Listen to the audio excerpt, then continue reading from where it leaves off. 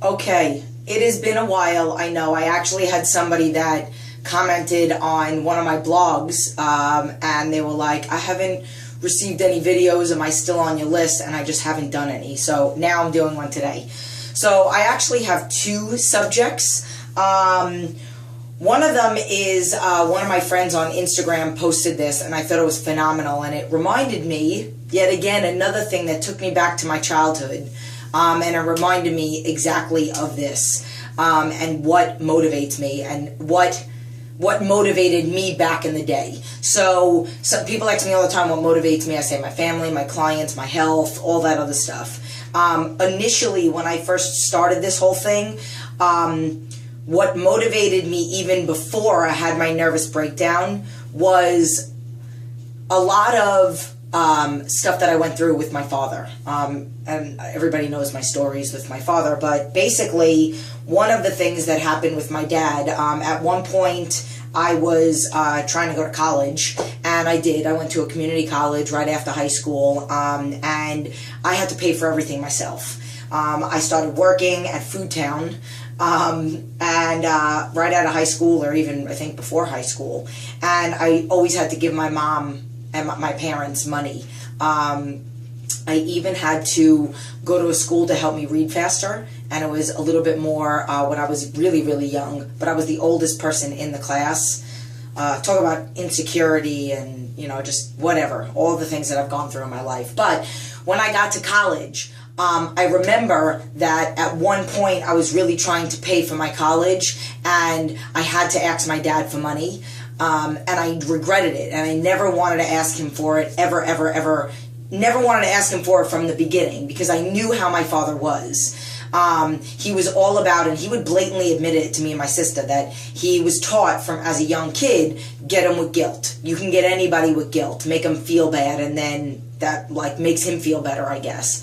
So what happened was I borrowed money from my dad, and I just needed a couple more dollars, and I never lived that down. Never lived it down. And basically this quote says, I would rather struggle to get everything that I have than to let somebody give it to me, because I never want somebody to be able to say to me that you wouldn't have what you had if it wasn't for me. And I love that. And it, like I said, it reminded me of when I was young. I never wanted anybody to ever say, you did this, you had this because of me, or you, like my father, you wouldn't have finished college. It was only a community college. I didn't graduate from a 4-year. My sister went to Hofstra, she graduated. I went to a community college, and then literally I just had to survive. Doesn't mean I'm stupid, as my dad said, because I have multiple certifications. We're not even going to get into that, because I don't have to prove myself. I'm an intelligent person. I know that. I know what I need to know when it comes to my specialty.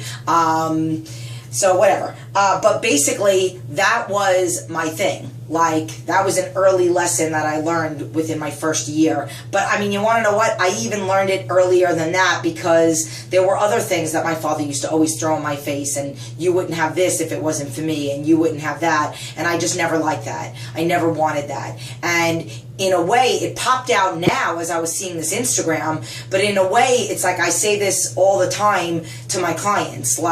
Literally, this whole journey is yours. It kind of reminds me of that.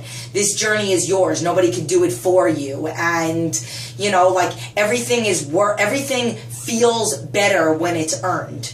So now, I know nobody could do workouts for you, and you know that, but there's something rewarding about the completion of no matter what it is that is psychological, and it makes you feel better. So ultimately, whether somebody was going to throw it back in my face or not, I always wanted to be able to say that I did this because of me. And I did. And I survived, and I'm living in this house with a healthy child, and no matter what's going on internally in my body, I feel that I am healthy, even though I have all the issues that I have, medical conditions and whatnot.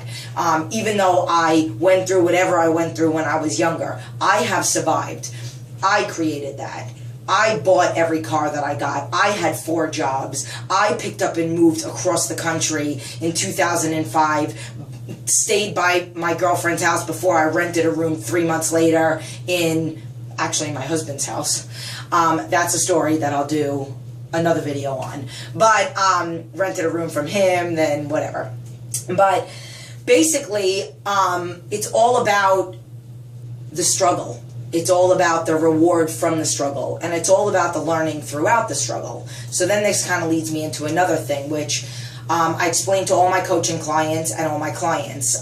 Clients find out about this within the first couple days of them sending food logs and all that other stuff, and they hear about these things. Coaching clients, I talk about this stuff on the coaching call with them, and I explain to them the reason for the food logs, and I even explain to them, and I explain this to regular clients, that when they are allowed an approved cheat, or if they have a bad day and they aren't allowed and they kind of lose it, which I've been there, and I tell clients, I will never, ever, ever attack you. I will never say, oh my God, what possessed you to eat burritos all day long and what's wrong with you? Because I've been there. I've been in hyper-focus, and I know 99.9% of the clients that sign up on my program, they came to me because they have some kind of emotional connection to food. In some way, shape, or form. Some are more aggressive than others. Some people just need the knowledge that it's going to take to get to a goal weight. But in some way, we are. Because in America, we've all, and even in the United States, we've all been taught that food is therapy, food is comfort, food is this. But here's the thing that I'm going to suggest, and this is the second part of the video, that I'm going to suggest for people that can't work with me.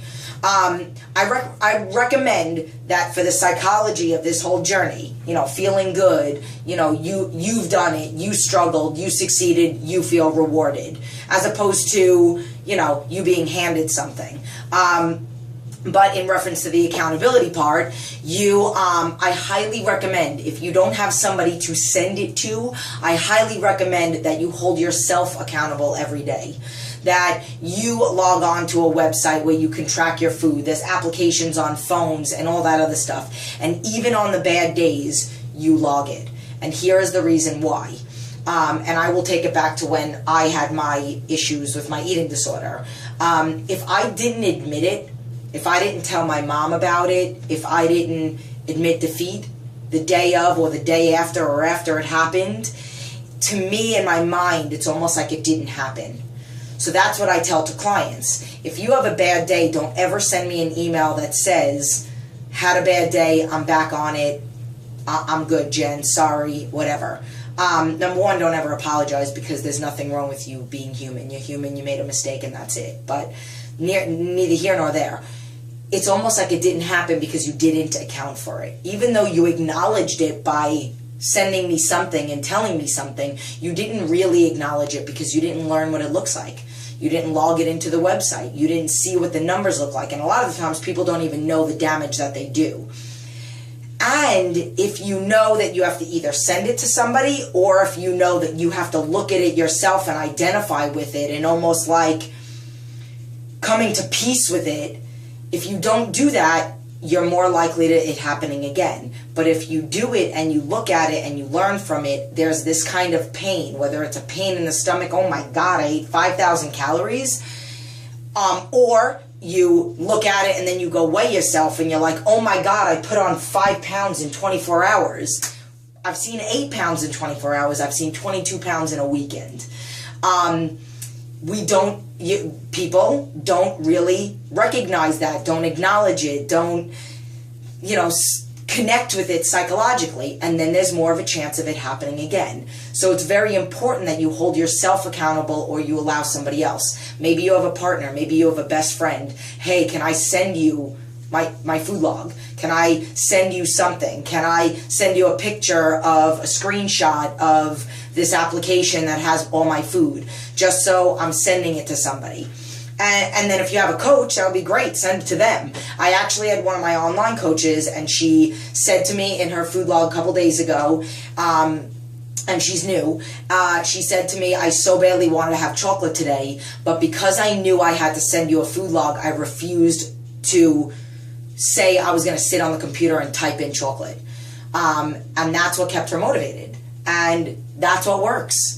And it's the accountability and the support and the love that you know you're going to get. If you're going to ask somebody for support, don't ask somebody that's going to verbally abuse you. So if you ask a boyfriend or a girlfriend and they're like, stupid, what possessed you to eat an entire pizza? No. You hopefully want to be partnered up with somebody that's going to react to you in the right way so that you want to send it to them in the future, because you will make mistakes again. You are human. So taking away from this video is do it yourself. Plan your food yourself. You have more control over it anyway. It feels more satisfying when you do it yourself, and it's this accomplishment and this, you can get to a goal. You can get to a goal with a lot of support. You can get to a goal all by yourself. They say the strongest people are the people that have gone through the worst struggle to get there. And it's not a cockiness at all. It's a confidence. It's a, oh my God, I can do anything kind of thing. Like, that's what I try to get people to believe every day, that no matter what life throws in your way. I was just looking at Don Miguel, the writer of the 4 Agreements, on his Twitter. That's the only reason why I'm on Twitter. Some of you might have seen that I don't really post there anymore because I can't stand it. But I just subscribed to the news feeds of him and of Tony Robbins. And he just made a post, or I was scrolling through, and he talks about you determine your happiness. It doesn't matter what circumstances you're sitting in. It's how you react to them. It doesn't matter the cards that you were dealt. It's how you play the game. And that's literally what all this is all about. You have to play the game the right way. You have to play it, work hard, work through struggles, find the positive of everything. And then what is going to be 99.9% of the time, accountability and support. If you don't have support from a significant other, you have your own support. If you are all you have, then every night log your food and read it out loud. Videotape yourself and save it on your phone. And when you have a bad day, save it on there and hold on to it, and you remember that. When you have a really, really, really great day, look at yourself and say something positive to yourself. Today was an awesome day. I had this, and I want to have more days like this. And then when you're having a bad day, you look back at that good day. Oh, it's possible. I can do this. And really understand that if you do not acknowledge bad days, you are more likely to those bad days spiraling into more and more. So